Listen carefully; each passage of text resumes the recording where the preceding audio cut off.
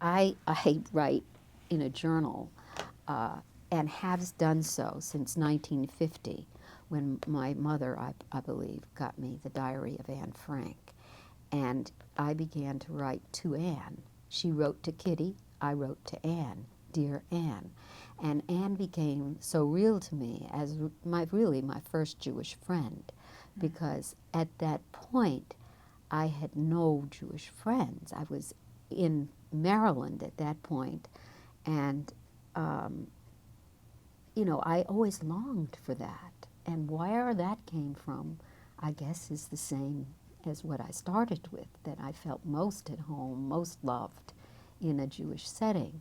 And, you know, I was American. I was totally identified as a very proud American. Um, as a military child, I would be that. And I did have wonderful military friends and still know some of the people from Oberammergau.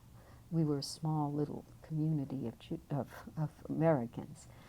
And I felt I belonged, but there was something always a little missing.